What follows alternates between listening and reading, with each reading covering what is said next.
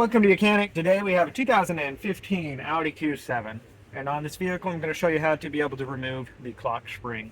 So to gain access to the clock spring, and some things that you do before you even get to this portion is, of course, you would have disconnected your battery and made sure that the vehicle has been discharged, because we are playing with the airbag system in itself. Also, you would remove the to start with, we removed the airbag, the center airbag here for your steering wheel airbag. We remove that. We remove the steering wheel. So to start with, you would have disconnected the battery, and so you can have movement of the steering wheel. Before you disconnect the battery, put your key in the ignition switch, and just so that it unlocks it. And then when you disconnect the battery, the steering wheel will stay unlocked. Otherwise, the steering wheel will be locked, and you won't be able to turn it to get the central airbag or your steering wheel airbag off. And so to get that, if a quick overview of getting this airbag off is you'll need to turn your steering wheel 90 degrees to the right or left, and there's a little tab in here that you're going to press in, and then being able to pull on this side pretty strongly to get it to come undone. Then we would turn it a 90 degree to the left if you did the right, which would be 180 the other way. And then we can undo that tab on that side, and then we bring it back to central, and then being able to pull this out, we have this one electric connector here that goes into the clock spring to undo, and then this connector here that connects into this electrical cable here and right in there. So we undo that, and then we can very gently just put our airbag down out of the way. And then we have now gained access to the to be able to remove the steering wheel. One thing we want to make sure that we have kept the steering wheel straight forward, or the tire straight forward, so that when we put everything back on, and when we put a new clock spring on or anything else back on, it's in the right location that it needs to be for us to be able to not break that clock spring, because the clock spring only turns like 2.5 revolutions to the right, 2.5 revolutions to the left. And so if you had it 1 revolution off, when you turn it, you're going to turn it too many revolutions and break the tape in there, and then need to replace that also. So we have our airbag removed. We have one electric connector in here to disconnect. So we just press the little tab there, and then be able to unhook this and set that out of our way. And then we have our bolt that we need to remove here, which this is a triple square number 12, and we'll just works really nice if you can use an impact on it. Otherwise, you may need some extra help to hold the steering wheel when you do this.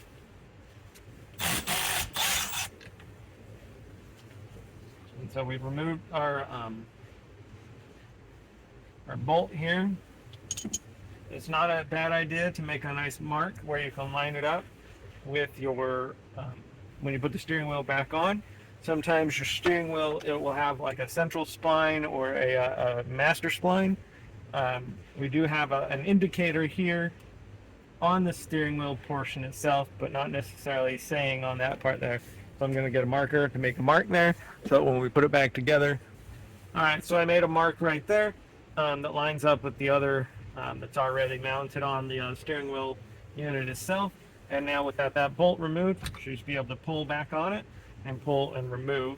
And now we can set our steering wheel aside and out of the way. Yeah, good thing we make a mark to line up. There's not a different master spline, so you could actually put your steering wheel on like this, minus the clock spring's going to hold it the way it is. But you can put your steering wheel, and then when you bring your steering wheel central, it's not going to be, your steering will be off. So it's always a good idea to make a mark there. So that's the removal of our steering wheel, so that we can get to being able to replace the clock spring or anything like that. And now we're to this component where we can remove the clock spring, or get to the portion to remove the clock spring. This is your window washer switch or wiper switch. That is a separate unit, but you do need to remove the clock spring to be able to replace that, as well as your cruise control and this your combination switch for your blinkers or turn indicators and headlights and whatnot. Okay, so to get access to this, we've of course removed the components we need to, and then we have two screws here, one on this side, one on this side. It's a Torx number 9 to be able to get those to come out.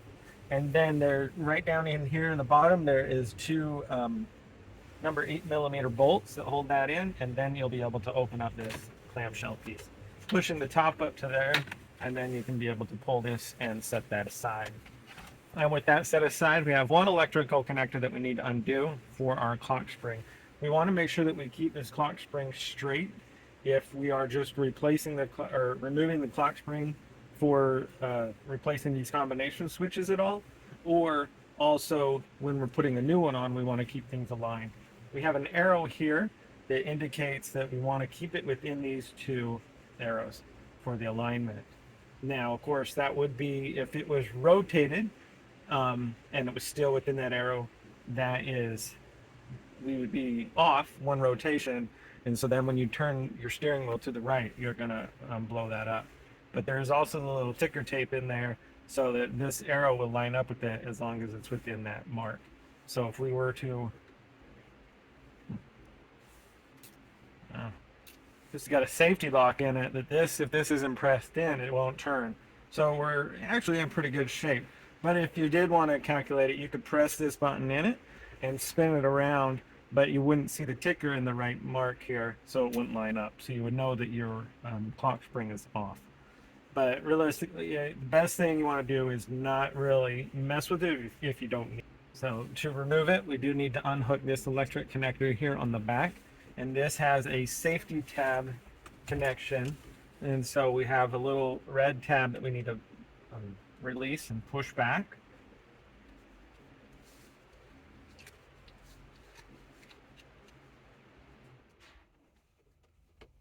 There we go.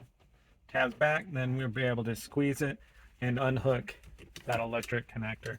And then with that undone, we have little locking tabs that go all the way around here, and we need to just kind of open those up and pop them out. We've got another one down here at the bottom.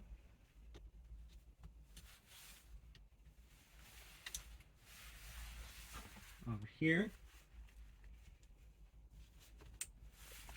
And we have the 3 tabs, and I think, there we go. So with those 3 tabs, we are now able to pull the actual clock spring unit off for removal, and either to get it out of the way so that we can replace the combination switches, or for the process of replacing with the new clock spring. And like I said, we're going to see a little ticker line, or the ticker tape, or tape that's in there, and it lines up with that arrow there, so we know that we are within it's where it should be. And if you took everything off with your steering in the straight position, or your tires in the straight position, your steering wheel in the central location, everything should be fine here, unless it was installed incorrectly. So this is fairly easy. We just need to line it up over the bracket here, and then there's little electric connectors that go into that back electric connector, and then we just press it until all the clips lock it in. And then we have this yellow clip here that is going to press in until it locks, and then there is a safety lock that you press in. And so that's the electrics of the clock spring and everything all hooked up there. And so now we would be ready to put our steering wheel on in a second. We'll go ahead and we can drop this down. You don't have to put this right now, but it's a little bit easier. You don't have the steering wheel in there. We've got 2 8mm bolts that are right here in the bottom. They go up in here, and then 2 T9 screws that go up in the front here. So I'll just get this lined up where it mounts on the bottom. Be able to clamp it up here. We have 2 tabs, one on both sides that from the top side that lock into the bottom there, and then be able to put the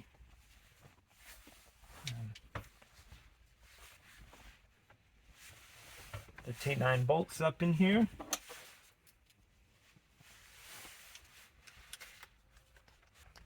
So I'm going to tighten the 2 T9s here, the 8mm bolts up there, and then we'll come back where we're ready to put the steering wheel on. Okay, so I got the 2 bolts down here tightened, which were the 8mm. I got the 2 T9 Torx screws here tightened, and this all put together. Also, there was that electric connector that we need to hook here, and that's so that your steering wheel will be able to move in and out, up and down, and whatnot. So now we're ready where we can put the steering wheel on. Again, everything we want to keep it all central. We did make that mark there to be able to line with the line indicator here as we line it up.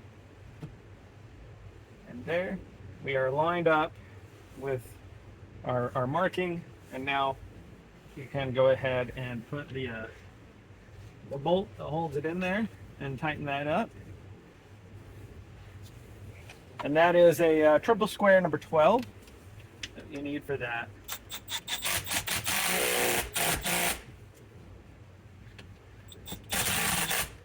All right, that's tight there. And then also put your electric connector in there. Make sure that everything is solid and connected there.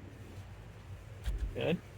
And then last is our airbag. We still have all the wires hooked up to it from when we took it off. Like I said, if you buy an airbag, you might not have these wires hooked to the airbag, so you would need to just transfer these to your new one. So this is the fairly simple portion. We have these little locking tabs. I need to line up right here and here, and then you just depress it, and you can push it pretty hard to get it to lock in there.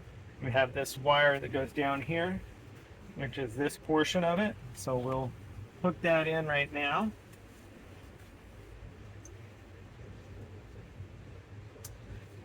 That's locked in there, and then that comes down here and sits in that little hole there. And then we can get this lined up here, up the top.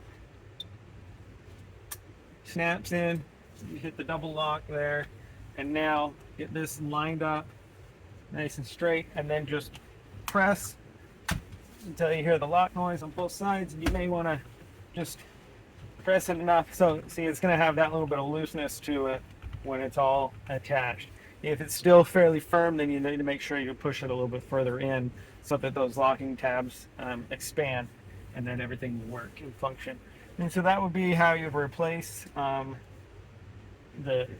your steering wheel back on, your clock spring, your central airbag or steering wheel airbag, if you needed to remove any of that for, say, combination switches or anything that needed to be replaced on your 2019 Audi Q7 or similar.